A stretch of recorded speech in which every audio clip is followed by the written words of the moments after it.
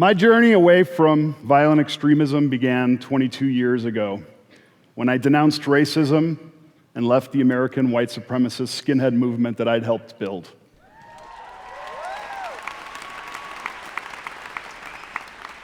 I was just 22 years old at the time, but I had already spent 8 years, from the time I was 14 years old, as one of the earliest and youngest members and an eventual leader within America's most violent hate movement. But I wasn't born into hate. In fact, it was quite the opposite. I had a relatively normal childhood. My parents are Italian immigrants who came to the United States in the mid-1960s and settled on the south side of Chicago, where they eventually met and opened a small beauty shop. Right after I was born, things got a little bit more difficult. They struggled to survive with raising a young family and a new business, often working 7 days a week, 14 hours a day, taking on second and third jobs just to earn a meager living. And quality time with my parents was pretty non-existent. Even though I knew they loved me very much, growing up, I felt abandoned. I was lonely, and I started to withdraw. And then I started to resent my parents and become very angry. And as I was growing up, through my teenage years, I started to act out to try and get attention from my parents. And one day, when I was 14, I was standing in an alley, and I was smoking a joint, and a man who was twice my age, with a shaved head and tall black boots, came up to me, and he snatched a joint from my lips. Then he put his hand on my shoulder, and he looked me in the eyes, and he said, "That's what the communists and the Jews want you to do to keep you docile." I was 14 years old. I'd been trading baseball cards and watching Happy Days. I didn't really know what a Jew was. It's true. And the only communist that I knew was the, bad Russian guy in my favorite Rocky movie. And since I'm here bearing my soul with you, I can reveal that I did not even know what the word docile meant. Dead serious. But it was as if this man in this alley had offered me a lifeline. For 14 years, I'd felt marginalized and bullied. I had low self-esteem. And frankly, I didn't know who I was, where I belonged, or what my purpose was. I was lost. And overnight, because this man had pulled me in, and I had grabbed on to that lifeline with every fiber of my being, I'd gone from Joni loves Chachi to full-blown Nazi. Overnight. I started to listen to the rhetoric and believe it. I started to watch very closely as the leaders of this organization would target vulnerable young people who felt marginalized and then draw them in with promises of paradise that were broken. And then I started to recruit myself. I started to do that by making white power music. And soon I became the leader of that infamous organization that was led by that man in that alley who recruited me that day, who was America's first neo-Nazi skinhead and who had radicalized me. For the next 8 years, I believed the lies that I had been fed. And though I saw no evidence of it whatsoever, I didn't hesitate to blame every Jewish person in the world for what I thought was a white European genocide being promoted by them through a multiculturalist agenda. I blamed people of color for the crime, the violence, and the drugs in the city, completely neglecting the fact that I was committing acts of violence on a daily basis, and that in many cases, it was white supremacists who were funneling drugs into the inner cities. And I blamed immigrants for taking jobs from white Americans, completely neglecting the fact that my parents were hardworking immigrants who struggled to survive despite not getting help from anybody else. For the next 8 years, I saw friends die. I saw others go to prison and inflict untold pain on countless victims and their families' lives. I heard horrific stories from young women in the movement who'd been brutally raped by the very men that they were conditioned to trust.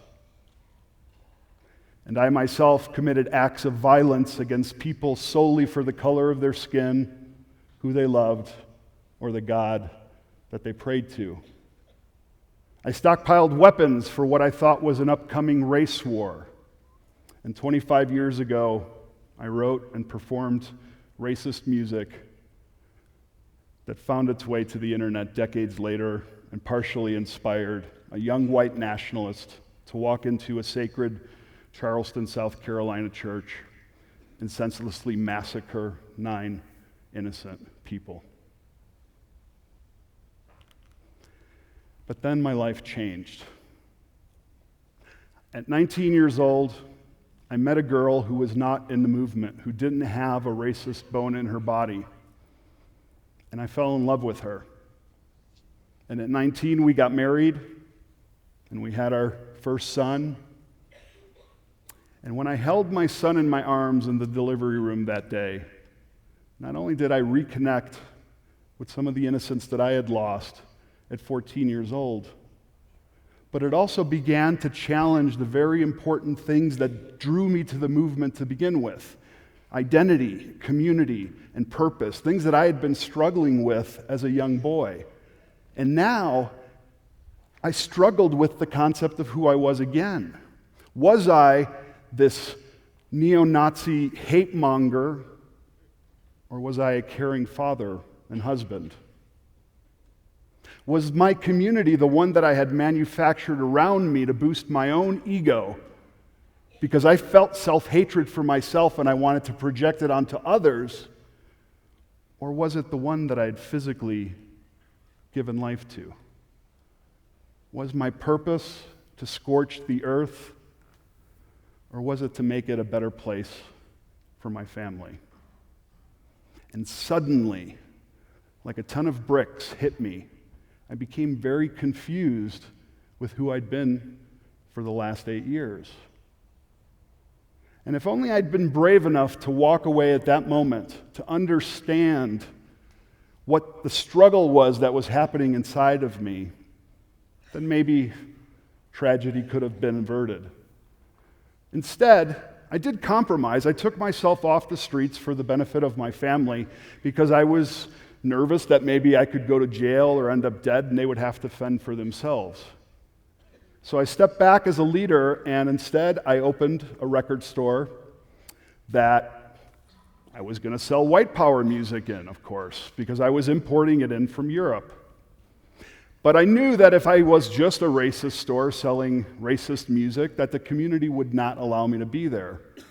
So I decided I was going to also stock the shelves with other music, like punk rock and heavy metal and hip hop. And while the white power music that I was selling was 75% of my gross revenue, because people were driving in from all over the country to buy it from the only store that was selling it, I also had customers come in to buy the other music. And eventually, they started to talk to me. And one day, a young black teen came in, and he was visibly upset. And I decided to ask him what was wrong. And he told me that his mother had been diagnosed with breast cancer. And suddenly, this young black teenager, who I'd never had a meaningful conversation or interaction with, I was able to connect with because my own mother had been diagnosed with breast cancer, and I could feel his pain. On another occasion, a gay couple came in with their son, and it was undeniable to me that they loved their son in the same profound ways that I loved mine. And suddenly, I couldn't rationalize or justify the prejudice that I had in my head. I decided to pull the white power music from the inventory when I became too embarrassed to sell it in front of my new friends. And of course, the store couldn't sustain itself, so I had to close it. At that same time, I lost nearly everything in my life. I used it as an opportunity to walk away from the movement that I'd been a part of for 8 years, the only identity, community, and purpose that I'd really known for most of my life. So I had nobody. I lost my livelihood because I closed the store. I didn't have a great relationship with my parents, even though they tried. And my wife and children left me because I hadn't left the movement and disengaged quickly enough. And suddenly, I didn't know who I was again, or where I fit in, or what my purpose was supposed to be. I was miserable inside, and I often woke up in the morning wishing that I hadn't. About 5 years in, one of the few friends that I had was concerned about my well-being, and she came to me and she said, "You need to do something because I don't want to see you die." And she suggested that I go apply for a job where she worked at a company called IBM. Yeah, I thought she was crazy too. Here I was, a closeted ex-Nazi covered in hate tattoos. I didn't go to college. I'd been kicked out of multiple high schools multiple times. I didn't even own a computer. But I went in, and somehow, miraculously, I got the job. And then I became terrified to learn that they'd actually be putting me back at my old high school, the same one I got kicked out of twice, to install their computers. This was a high school where I'd committed acts of violence against students, against faculty, where I'd protested out in front of the school for equal rights for whites, and even had a sit-in in the cafeteria to try and demand a white student union. And of course, as karma would have it, within the first couple of hours, who walks right by me but Mr. Johnny Holmes, the tough black security guard I'd gotten in a fist fight with that got me kicked out the second time and let out in handcuffs from the school. He didn't recognize me, but I saw him, and I didn't know what to do. I was frozen. I was this grown man now, years out of the movement, and I was sweating and I was trembling. But I decided I had to do something. And I decided I needed to suffer under the weight of my past. Because for 5 years I had tried to outrun it. I tried to make new friends and cover my tattoos with long sleeves, and I wouldn't admit it because I was afraid of being judged the same way that I had judged other people. Well, I decided I was going to chase Mr. Holmes out to the parking lot. Probably not the smartest decision that I made. But when I found him, he was getting into his car, and I tapped him on the shoulder, and when he turned around and he recognized me, he took a step back because he was afraid. And I didn't know what to say. Finally, the words came out of my mouth, and all I could think to say was, "I'm sorry." And he embraced me, and he forgave me.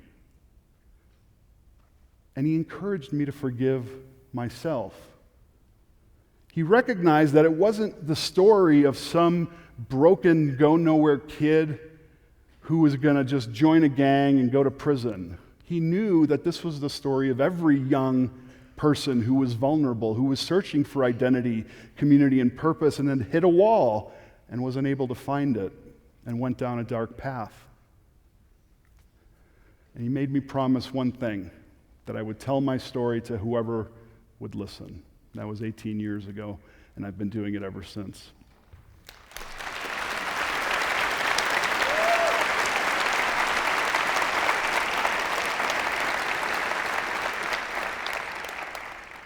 You might be asking yourself right now, how does a good kid from a hardworking immigrant family end up going down such a dark path? One word: potholes. That's right, potholes. I had a lot of potholes when I was a kid. We all have them. The things in life that we hit that invariably just kind of nudge us off our path, and if they remain unresolved or untreated, or not dealt with, sometimes we can get dangerously lost down pretty dark corridors. Potholes can be things like trauma, abuse, unemployment, neglect, untreated mental health conditions, even privilege. And if we hit enough potholes on our journey in life, and we don't have the resources or the help to navigate around them or to pull us out, well, sometimes good people end up doing bad things. One such person who had potholes is Daryl. Daryl is from upstate New York, and he had read my memoir, and he was really upset about the ending. You see, I'd gotten out of the movement, and he was still in. And, he emailed me, and he said, I didn't really like the way that turned out. And I said, well, I'm sorry. But if you want to talk about it, we can certainly do that. And after a couple of weeks of going back and forth with Daryl, I learned he was a 31-year-old military veteran who had been injured and was really angry about not being able to go to Afghanistan to kill Muslims. And one day on the phone, he told me that he had seen a Muslim man in the park praying, and that all he wanted to do was kick him in the face. I flew to Buffalo the next day, and I sat down with Daryl, and I asked him, have you ever met a Muslim person before? And he said, no. Why the hell would I want to do that? They're evil. I don't want anything to do with them. I said, okay. So I excused myself, and I went into the bathroom, and I took my phone out in the bathroom, and I Googled the local mosque, and I called them very quietly from the bathroom, and I said, excuse me, Imam, I need a favor. I have a Christian man who would really love to learn more about your religion. Do you mind if we stop by? Well, it took some convincing for Daryl to go, but finally we got there, and when I knocked on the door, the imam said he only had 15 minutes left for us because he was preparing for a prayer service. I said, well, take it. We went in, and 2.5 hours later, we came out after hugging and crying and very strangely bonding over Chuck Norris for some reason. I don't know what it was about that, but that's what happened. And I'm happy to say now that Daryl and the imam, you can often find them at the local falafel stand having lunch together.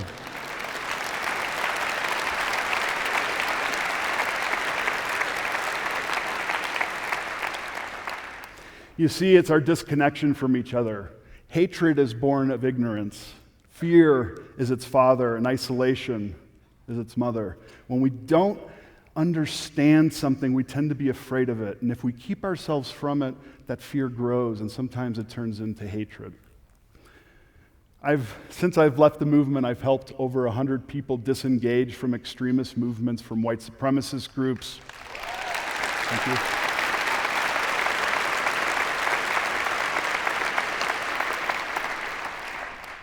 To even jihadist groups. And the way I do that is not by arguing with them, not by debating them, not by even telling them they're wrong, even though, boy, I want to sometimes.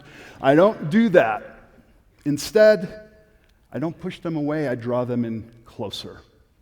And I listen very closely for their potholes, and then I begin to fill them in. I try to make people more resilient, more self-confident, more able to have skills to compete in the marketplace so that they don't have to blame the other that they've never met. I'd like to just leave you with one last thing before I go.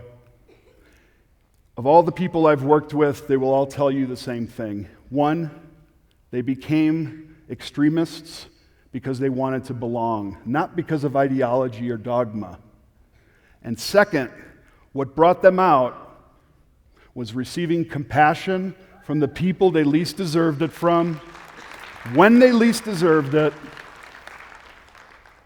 and they were the people they least deserved it from. So I would like to leave you with a challenge. Go out there today, tomorrow, hopefully every day.